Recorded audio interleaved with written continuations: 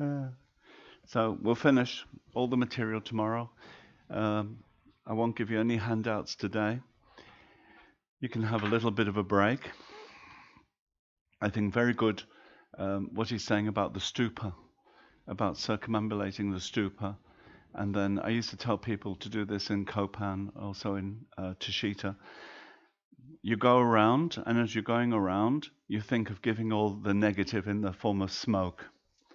All that you regret, all the mistakes you've made, you give in the form of smoke. And then when you feel that you've given all the negative energy to the stupa, then as you're going around, you're taking white light from the stupa, and that's transforming your body into light and purifying the body. So it's really good to do that as a practice. If you want to recite mantra, you can also do that. But, basically thinking that the stupa has the ability to transform.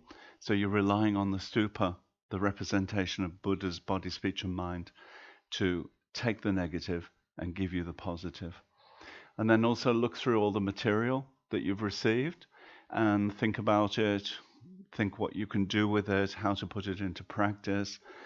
And then tomorrow I'll finish the rest of the material, which is the positive side of it, what to do about these situations that we get into. And then the next morning, it's a little bit of finishing off. Okay?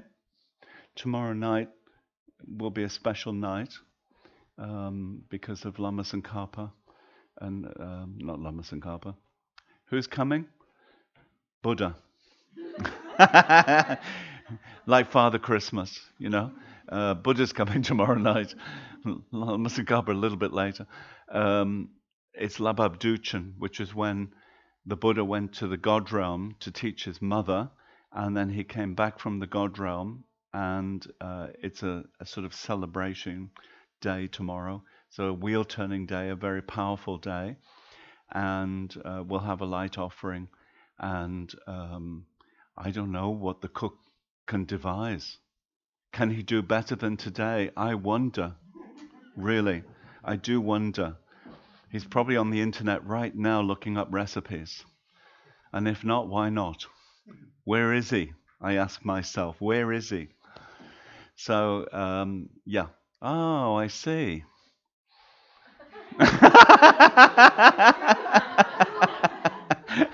he got he got the message. I've just been saying, so where is the cook? he's probably on he's probably on the internet looking for recipes for tomorrow. So welcome. So tomorrow night we'll do that special celebration and some light offering practice, and we'll go around the stupa like that. So I think really thinking about what you want to purify, what you want to finish. So see this retreat as a sort of finishing time for something. You've had a regret from the past, you wanted to remove it, to purify it. Really think about that, and then use this time before tomorrow to finalize it, to think, okay, by tomorrow night when we go around the stupa, mentally it's finished, karmically finished. And then you can move on from there. Okay, beautiful flower. I'll share it with you. There you go. We're going to do 2 meditations, but I'll probably do them just one after the other, I think. Precious human rebirth and impermanence. I usually like to do them together because then we give value to the precious human rebirth. Wow, so important, so valuable, incredible. But time passing. So there is a but in there, time passing. So I need to be careful because if I'm not aware of the time passing, I've got something valuable, but I'm not paying attention to the value. And the value is not, wow, look at my body, so incredible, or anything like that. It's what I can do with this life, what I can do for others, how I can benefit others, the bodhicitta I can develop, the wisdom I can develop, the compassion I can develop. So whatever it is in your mind that really makes you feel you want to get on with this task, this responsibility, what generates that feeling of enthusiasm, think of that. You've got this opportunity in this life. You can do it. Okay? So that's what we're doing now. So make yourselves comfortable. Bit of an oxymoron, if you know what oxymoron means.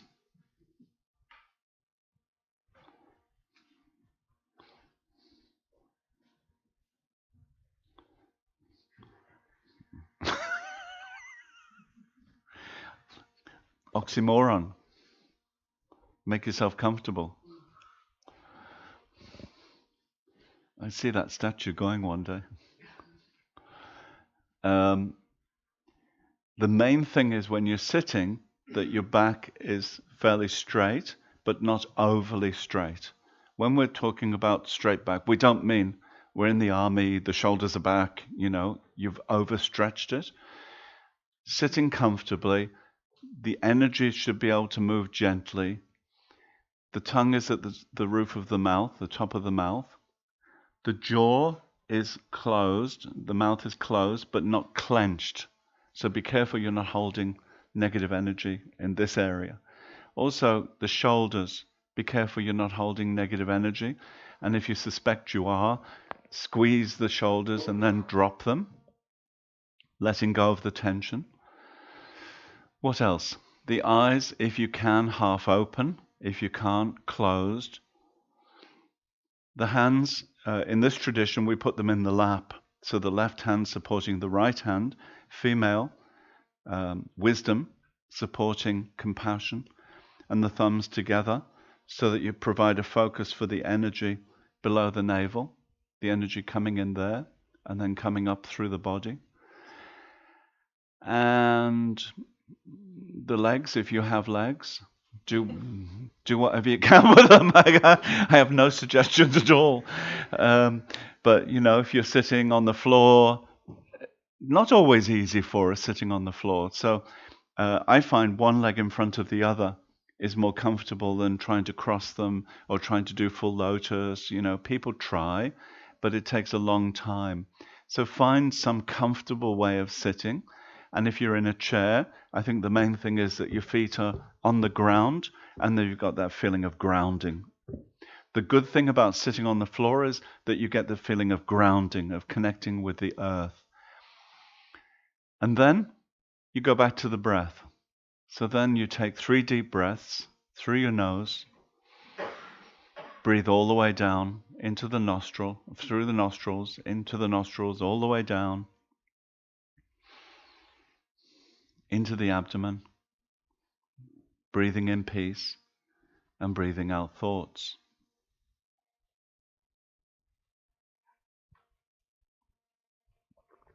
Take 3 deep breaths.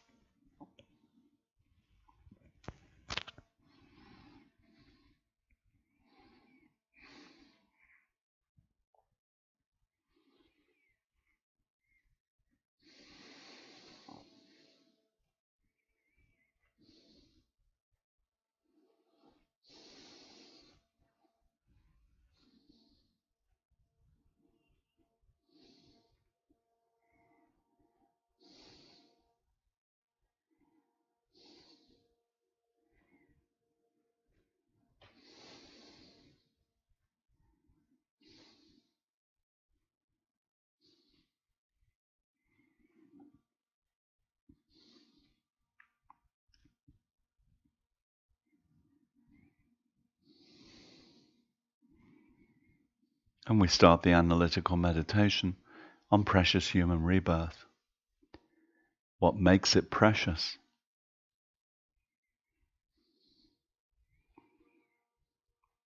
Over 7 billion human beings in this world.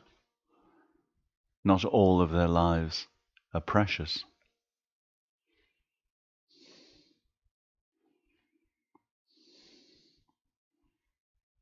So we're looking at it from the perspective of the possibility, what can be done with your life, what you can achieve. And that comes from motivation, action, dedication, what we do on a daily basis, to develop and grow this mind.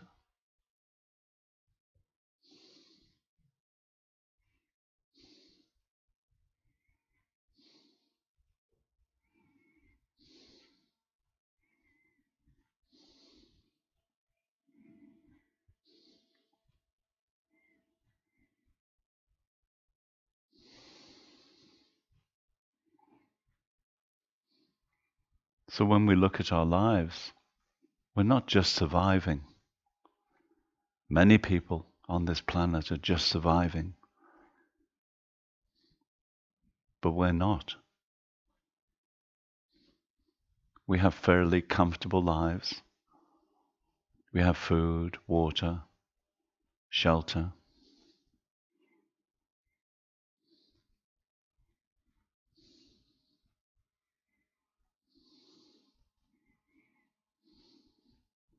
But when you compare to people in poorer countries, on a daily basis, they can be walking a long way to find water, working hard to cook the food.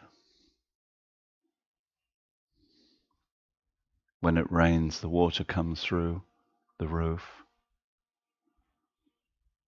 So their focus is more survival.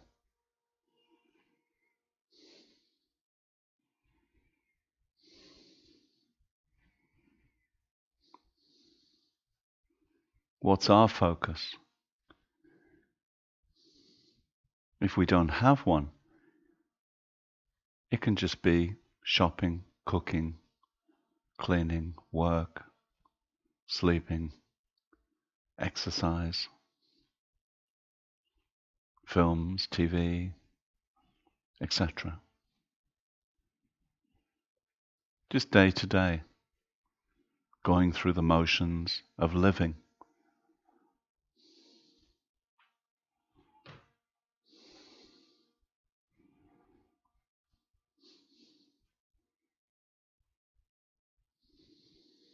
But we're capable of so much more. We're capable of great love, great compassion, bodhicitta, enlightenment.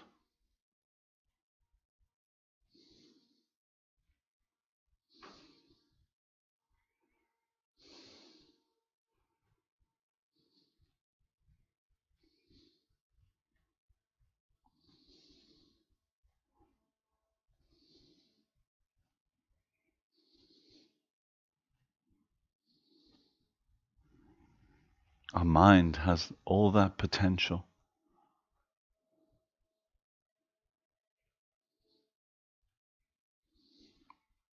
The Buddha potential is within us, in every single sentient being. But we have more advantages because we're human, human brain, our senses are intact, we're fairly healthy, and we have an interest in transforming our minds, on transforming the negative into the positive.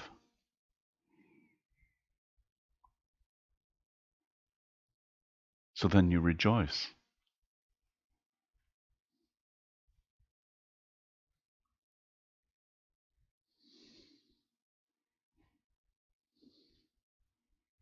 We could have had countless other situations. We could have been just surviving, but we're not. We're more than surviving.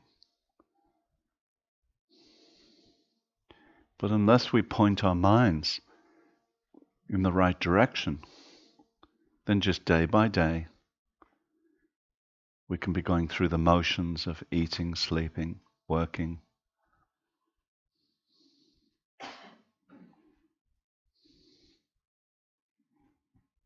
not achieving greatness, the greatness of mind, the great capacity that we have to have bodhicitta, wanting to liberate sentient beings from their suffering.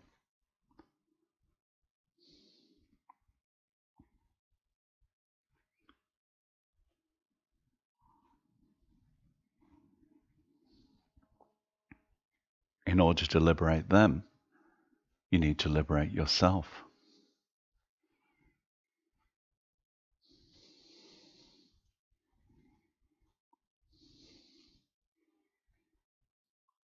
To understand the disturbing emotions and to subdue them.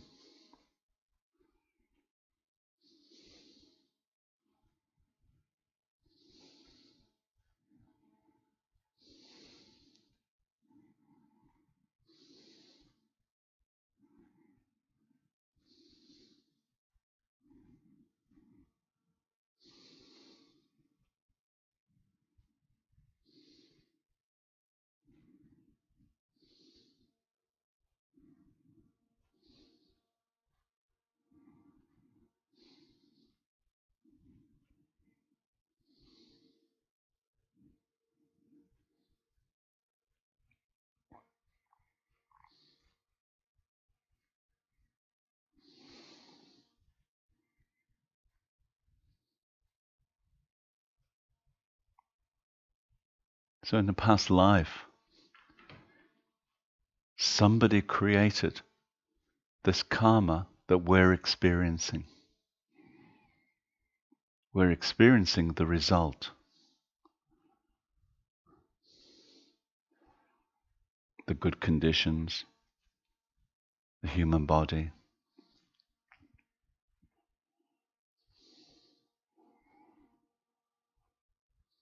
Not only that, we've met the Dharma. Methods to transform the negative into the positive.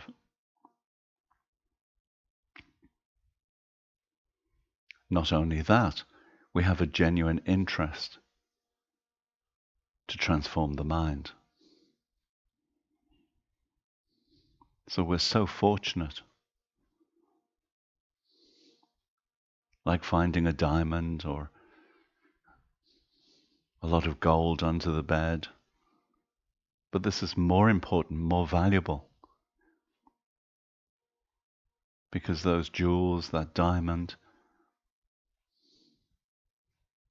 it's temporary. It's not going to last me forever. But if I develop bodhicitta, it will take me to enlightenment.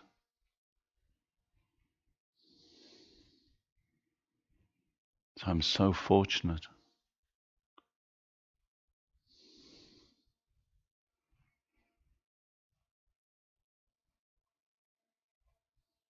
But if I have all this good fortune and this leisure, this opportunity, and I don't use it for something beneficial,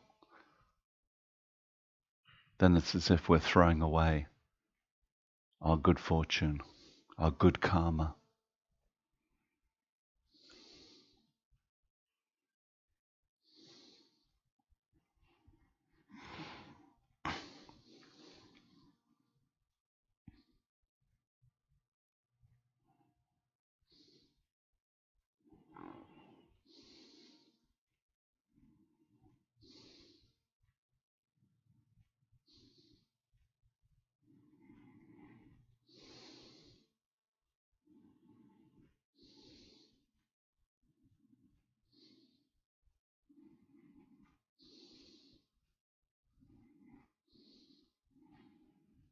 So if you can, you put into your heart that feeling that I must develop the good heart, the good mind, the positive way of thinking, with the motivation not just to benefit me, but to benefit all living beings. Because this is my capability.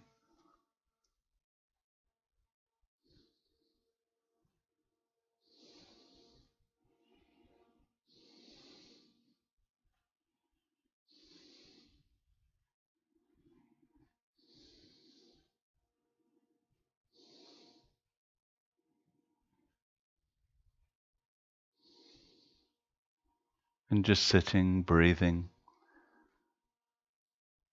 fairly comfortable. Become aware of the mind.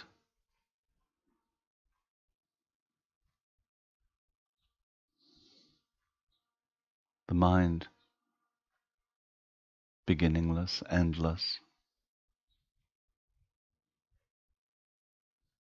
But the mind is also like space,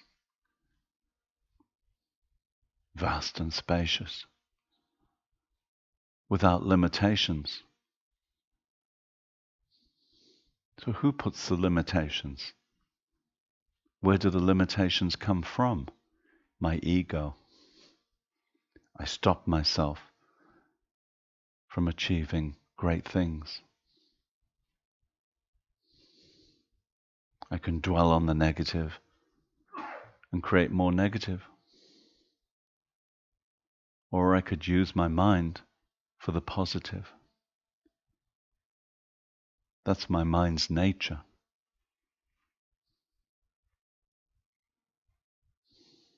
So to encourage that nature to develop and grow.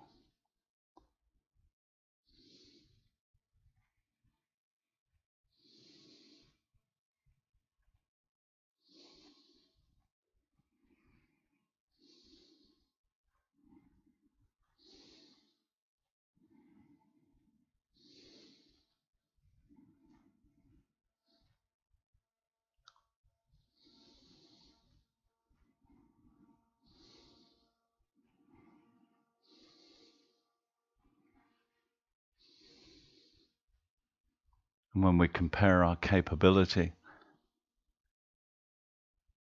with an intelligent animal, say a dog, you can teach Dharma to the dog. It gets the imprints, but it doesn't understand what to do. You can teach the mantra to the dog. It doesn't know how to recite.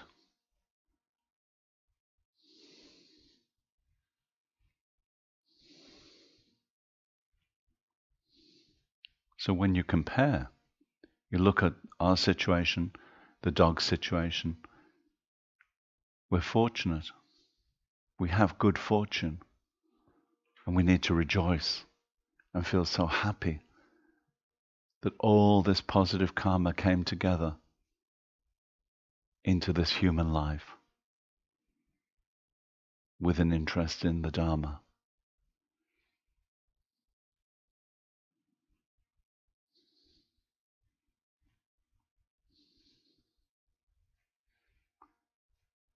So once you have that strong feeling that my human life has value, then you need to start thinking about time passing, the impermanence of this situation. Become aware of the breath, the impermanence of the breath. As we breathe in and out, the breath is not always the same. The breath is impermanent.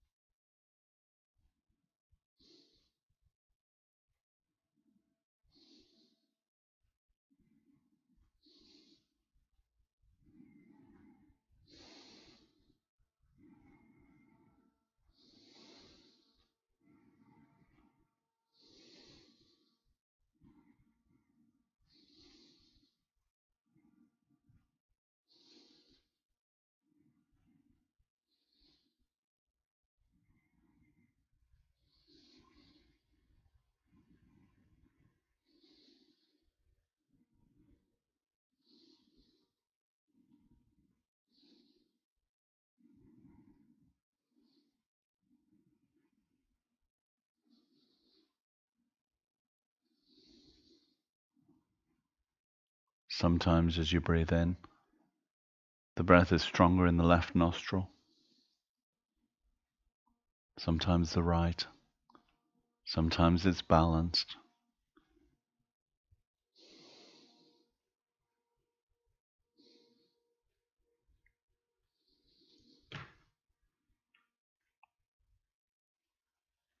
impermanent, constantly changing.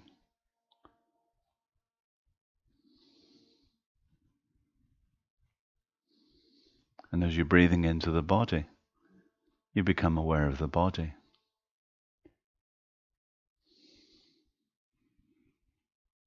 The organs, the bones, the blood, impermanent and changing.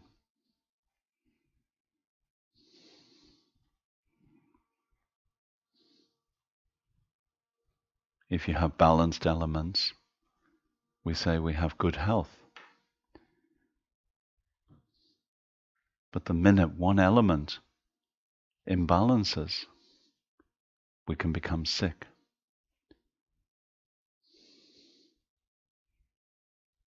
This is a result of impermanence.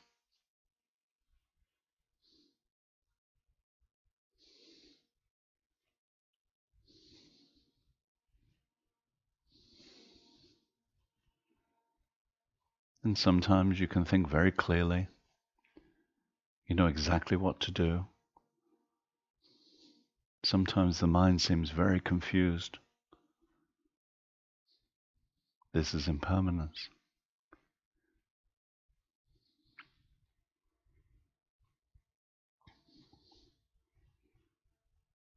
So becoming aware of all these changes happening,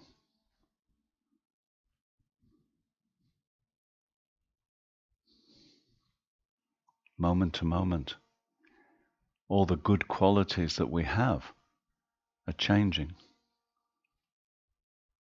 And they can change for the better or for the worse.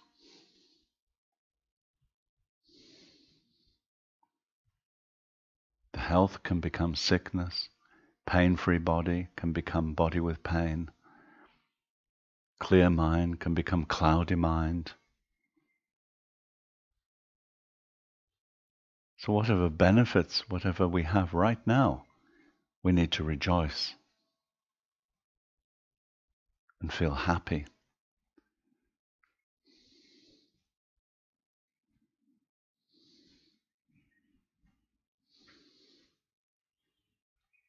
Make a decision that I'm going to use whatever resources I have, mental, physical, emotional, I'm going to use them to benefit others, not just myself.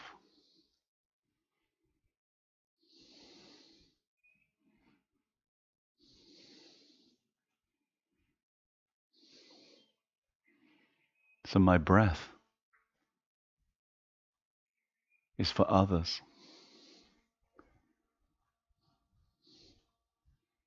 My thoughts are for others. My kindness is for others.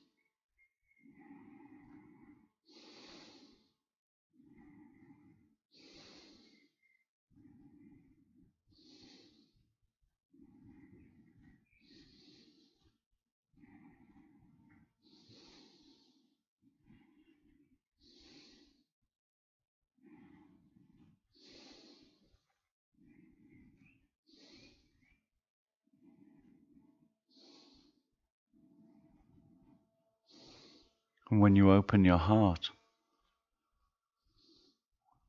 you recognize the suffering of others. You also recognize that suffering is through cause. It's not inherent. The suffering has a cause. Therefore, it can be changed.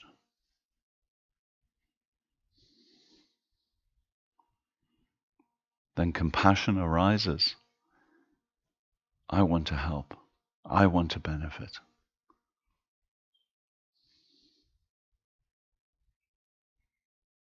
So we don't just need the compassion, we need the wisdom to know how the suffering is caused and what's the wisest way to remove the suffering.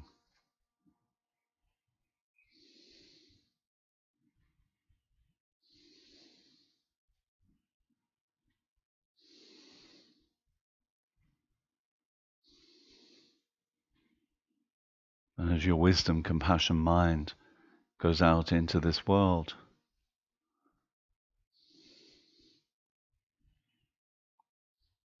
it sends out that positive energy to all those beings who are suffering.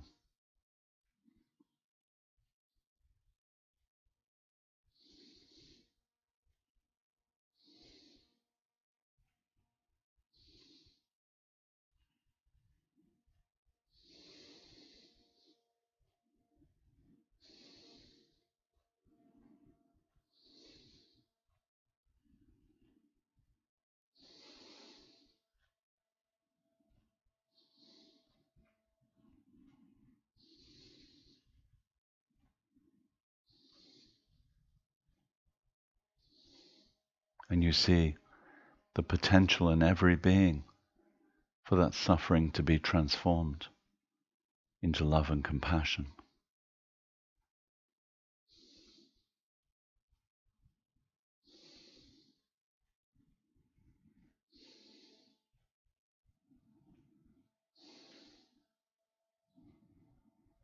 Because moment to moment, the mind is changing.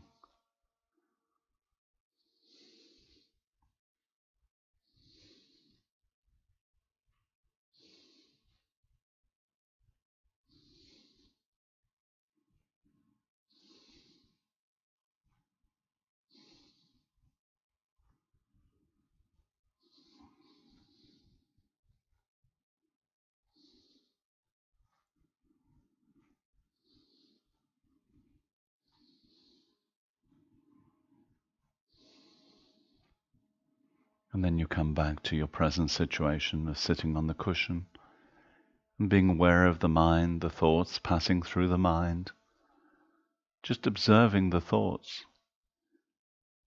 Are they kind? Are they judgmental? Are they critical? What sort of thoughts pass through the mind?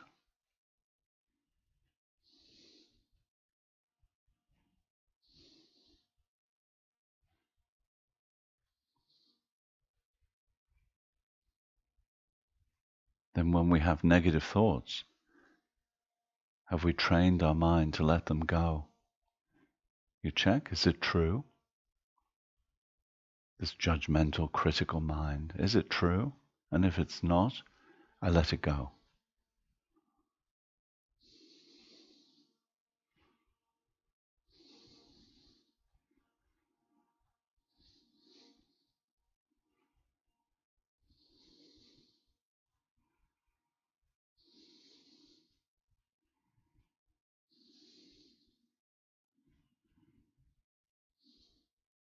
What about the exaggerated thoughts?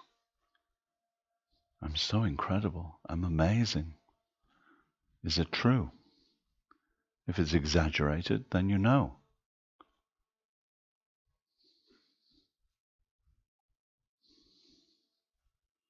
Don't inflate the ego.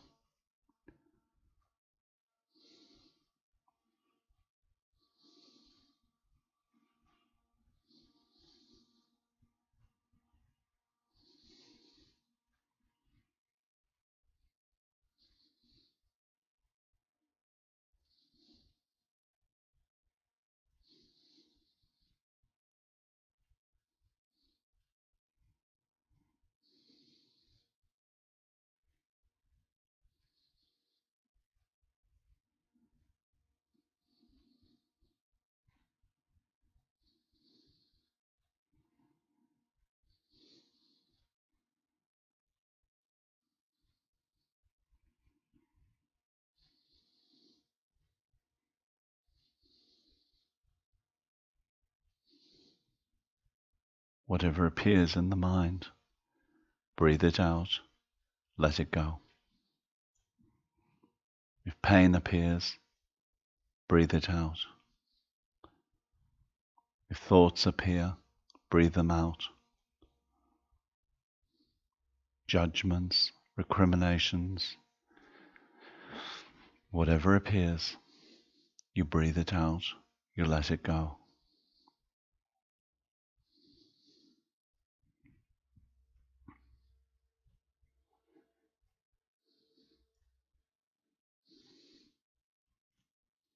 You become aware of the emptiness of the mind, just like the sky. I'm not the thoughts. I'm not the pain. I'm not the suffering. I breathe it out. I let it go.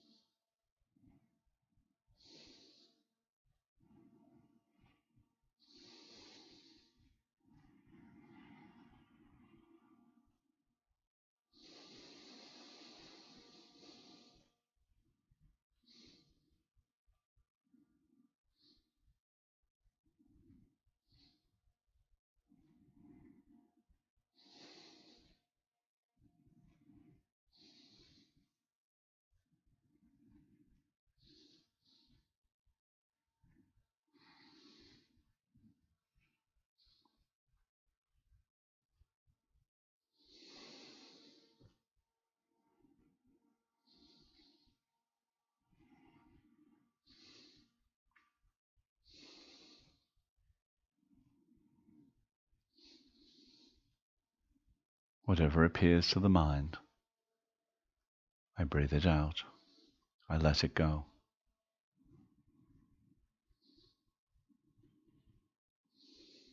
If nothing appears, the mind's nature is clarity, spaciousness,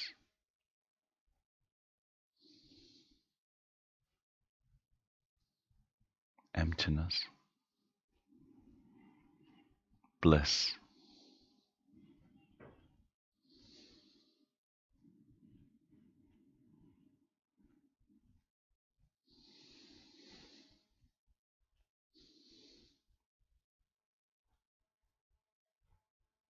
Just experience that mind's nature for the last 3 minutes. Anything else, breathe it out.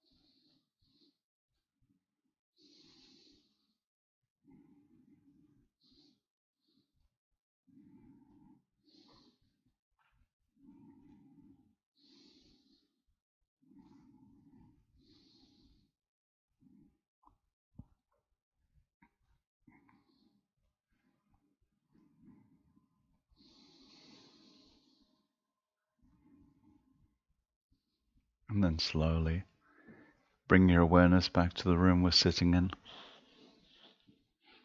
the cushion you're sitting on, the meditation we've just been doing. In your own time, please finish your meditation.